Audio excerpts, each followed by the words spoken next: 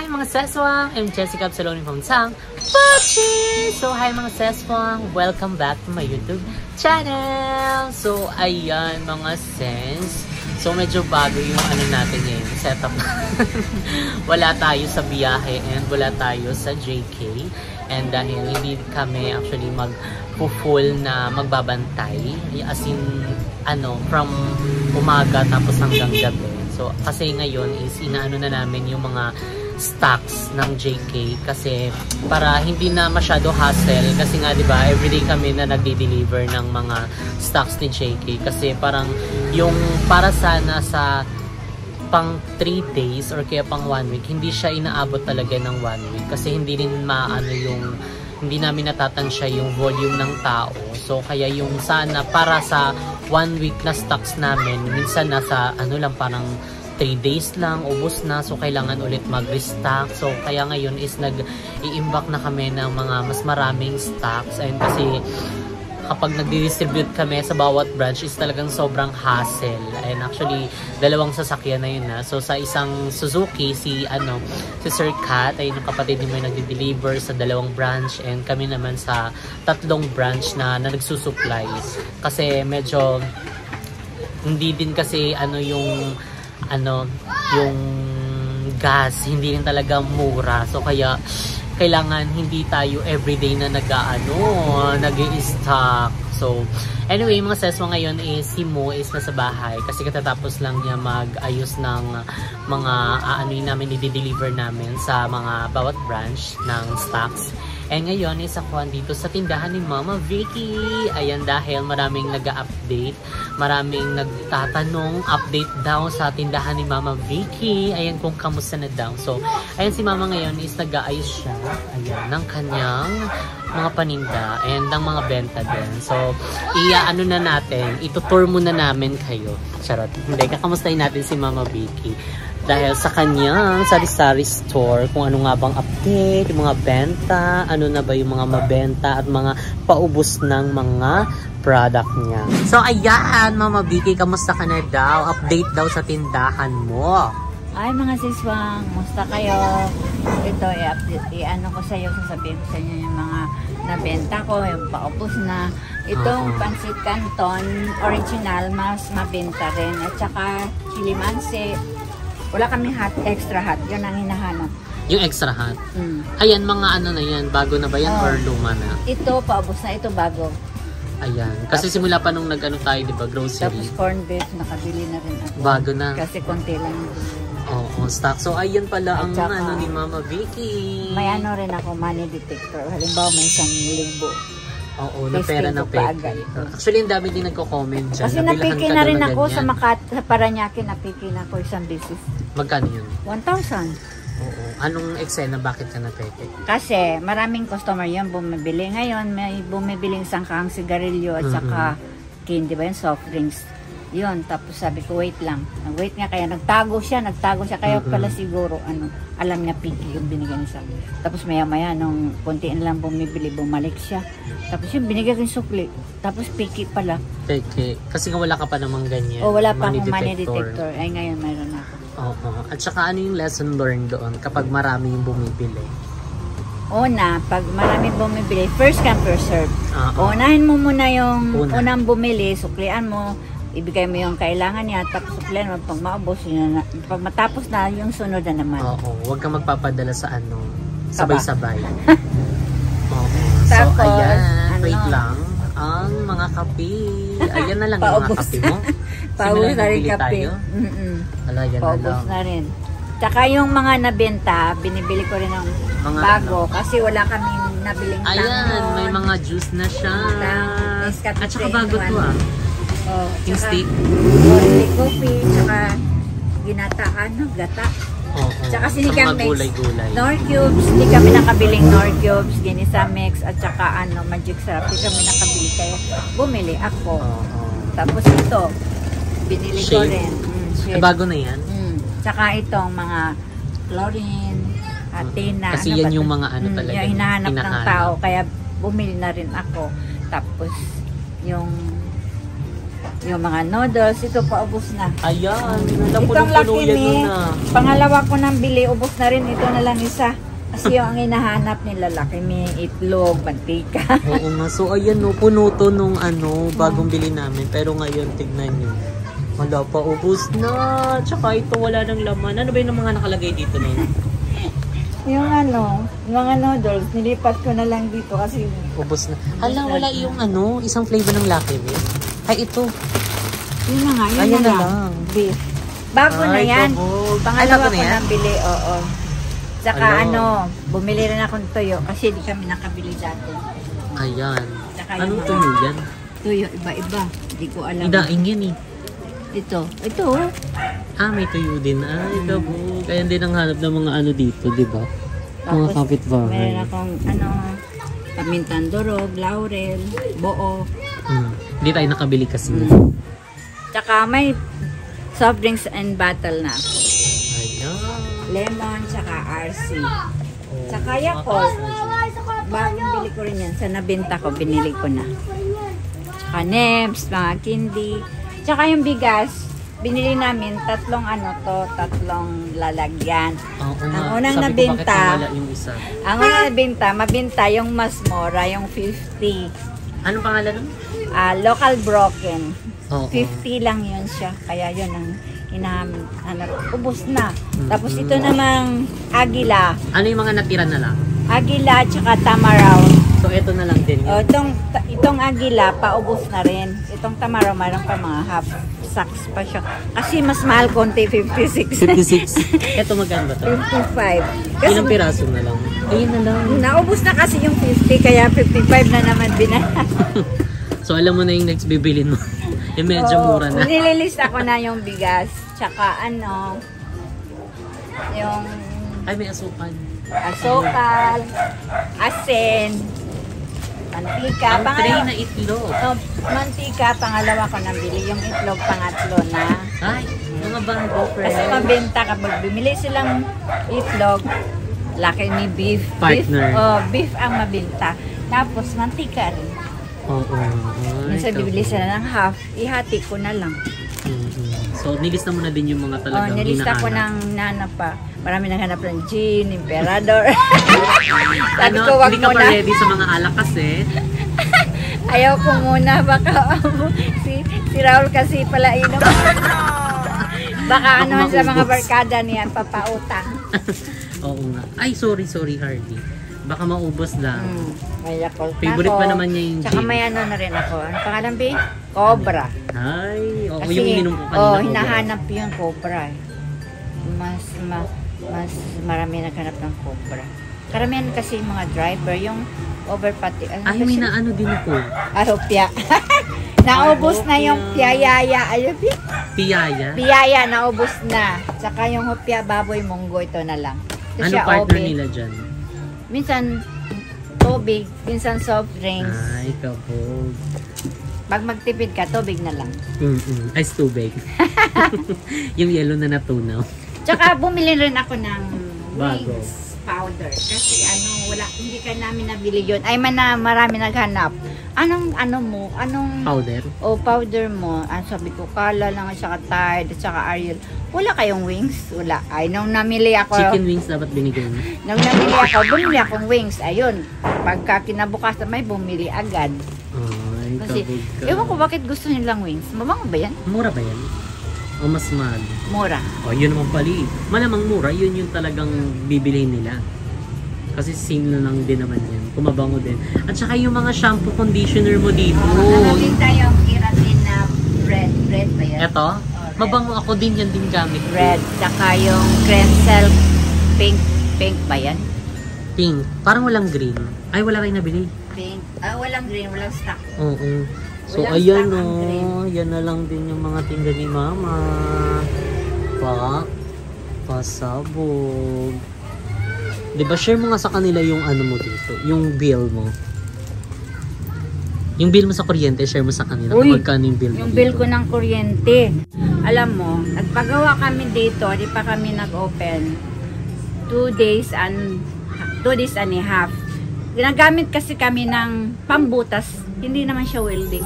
pambutas lang, Parang barena. O, barena. Tapos, hindi pa kami nag-open ng mga ilang araw pa. Kasi naayos pa nga lang. Ano pa kami. Tapos namili na ako, nag-pricing. Bali, ilang days lang ginamit yung barena na yun. At saka hindi naman yung full day, no? Oh, hindi full. 2 days and a half. Kasi nagbutas na sila nung half day sila. Nagbutas na sila agad dyan para matayo. Tapos ginabukasan, tinapos sila pati dito sa misa. Oo, bali in total 3 days.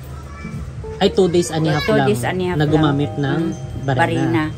O, tapos, yung nag-ano tayo, nung ano yun, di ba? November ba yun? October nila ginawa. 23. O, 23, 24, tapos 25 wala, 26 na ulit. Tapos, nung namili tayo, mga October 30. Tapos, nag-display lang muna ako, nag-pricing. Hindi pa siya nag-umpisa. Hindi pa ako nag-umpisa. Siguro ako, mga 5 na tayo nag-open. Oo, kasi ang tagal mo mag-pricing eh. Siyempre, alam mo mga siswang, kaya matagal ako mag-price. Naduduling ako sa resibo nila, ang labo. Oo, so ayun na nga. Ang labo ng resibo nila, tagal ko nag-price. At sa kadami nito, ako lang isa, buti ko may kasama. O, tapos, ayan, may mga sigarilyo na ako. Ang bill namin, wala pa akong... isang buwan. Hindi, wala pa rin 1 week. Kasi November 10, reading ng Kliyente dito. Pero wala pa akong 1 week bago ko nag-open. Ang bill ng siningil sa akin, 1,780. Oh. Ang mga gamit lang ay ilaw. Electric fan. Yun lang. Tapos ito yung na-open niya pag gabi. Tapos itong electric fan. Tapos yun lang. Wala ka namang ref, wala kang TV, wala nang ibang mga sinasaksak. Scam yan. Ako naniniwala 1,750. Kasi yun lang naman. Mga katapat ko, 1,400, 1,700, 1,800. Pero 1 month nila ginagamit. Ay ako wala pang 2 weeks. Sige. Wala pa nga 1 week. Mahigit 1 week pa lang. Tapos 1,700 agad. 1,700 naluluka ka. Makabenta ka nga. Mag-iipon ka. Parang ibili mo sa wala. Wala. Nandun sa upa. Upa at saka? Oo. Tapos yung upa, maningil na rin. Tapos sabi ko, ilampas mo muna kasi mabimili pa ako. Ay nga, katulad ngayon, mag-ipon naman ako pambiling bigas. Kasi paubos na yung bigas. Ha? Sila din pala, bakit? Submitter lang din. Tapos? Nagre-reklamo dun sa may huwa. Kasi guys, alam mo, magtataka ka eh. Tignan mo, kahit sabihin mo 1 to 2 weeks pala nag-run yung bill niya dito. Ang mga ginamit lang naman yung, yan? Grinder, electric fan. Hindi grinder, yung barena. Ilaw, tapos electric fan, yun lang naman yung Tsaka hindi pa araw-araw, diba ta? Wala pang isang buwan. Wala pang isang buwan yun, tapos 1,750 yung nabibil. Dito sa may katabing tindahan niya guys is, marami sila, may ilaw, may TV, may ref, may electric fan, 1,800. So, sana may fair na computation at ipakita yung yung mismo computation. Wala din silang resibo. Wala ding resibo. So, resibo nila parang lang, resibong keme lang. So, ayan po ang resibo. Parang hindi man nagfo-focus. Alam mo ta? Ayan. Yan lang yung resibo nila. Diba?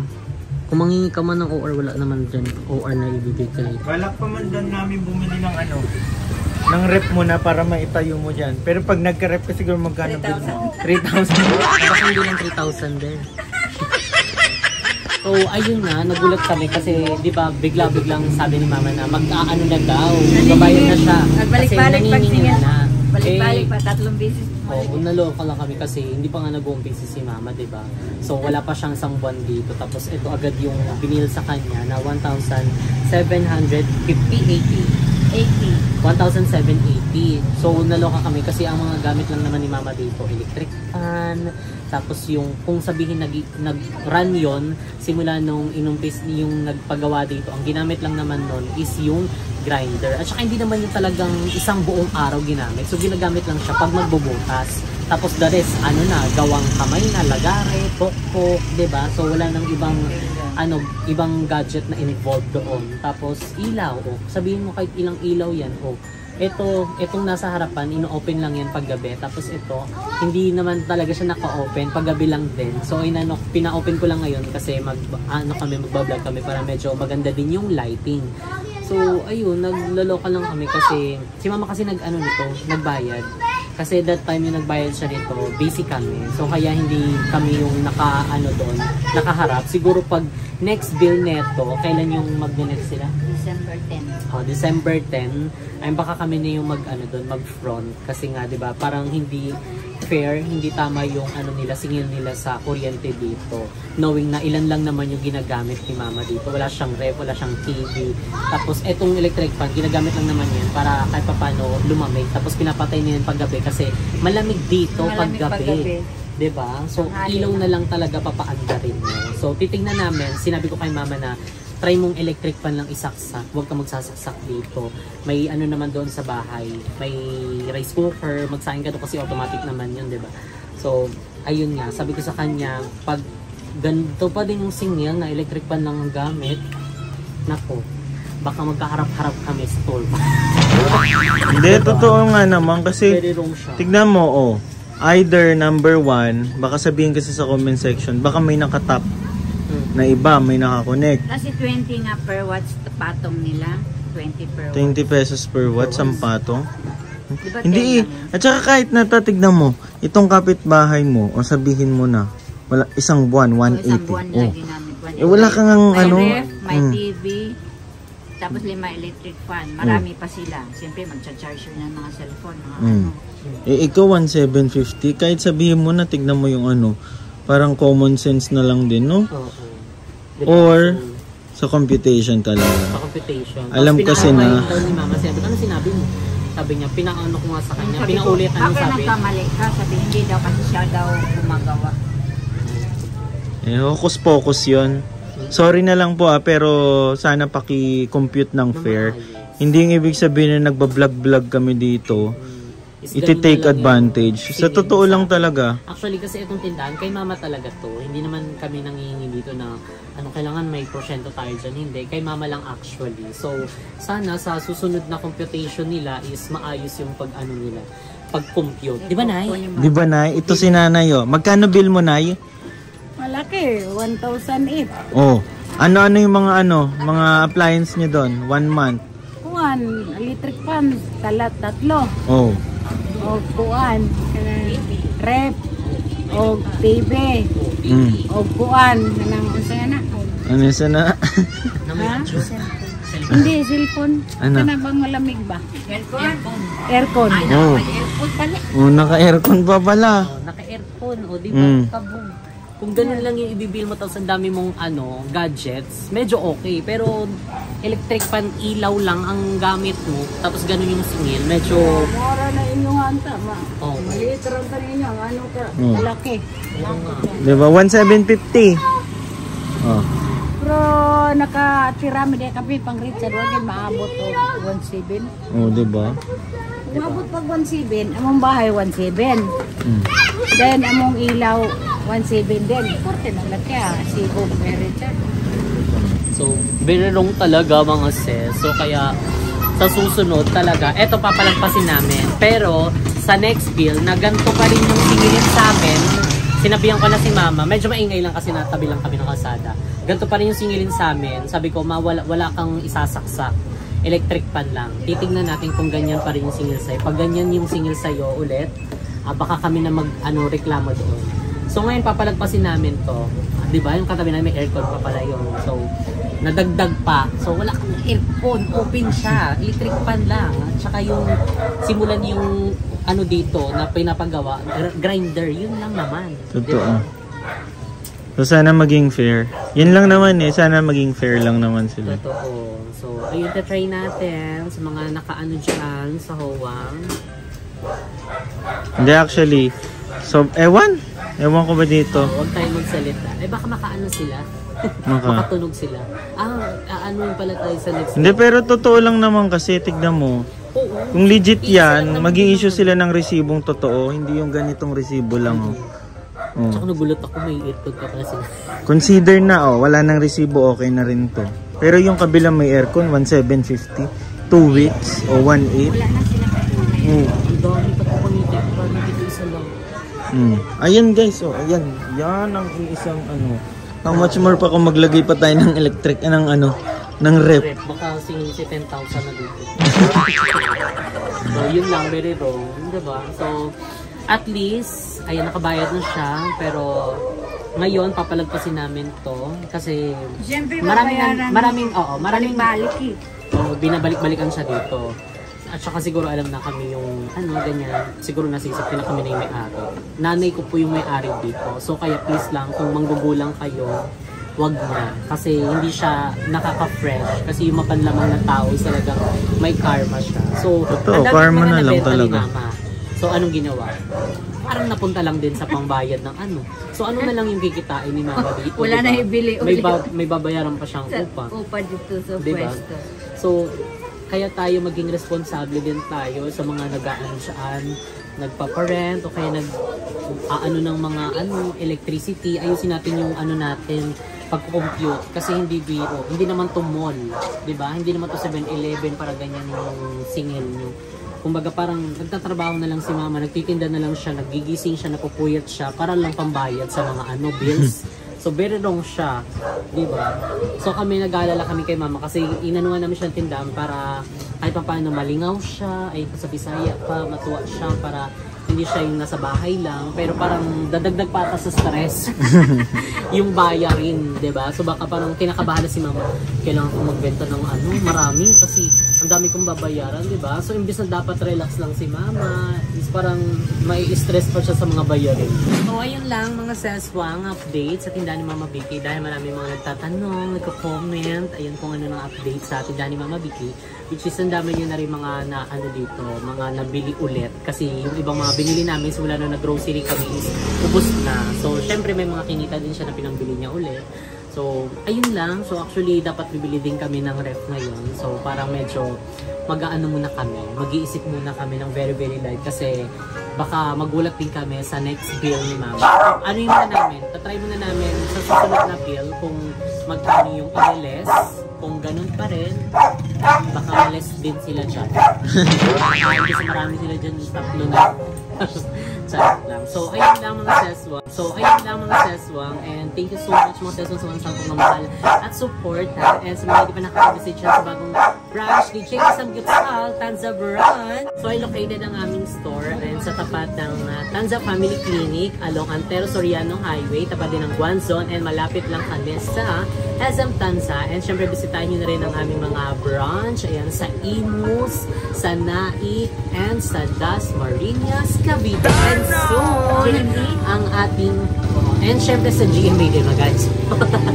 GMA branch din namin. And syempre, ayan ang soon sa Sayaya, Quezon. And i-location reveal namin kung saan ba dyan banda. And dahil dami na rin mga excited na mga taga Quezon province natin dyan. So, relax lang kayo dahil ang JK Samgyupsal is grilling soon. So, ayan, babay ka na, Day.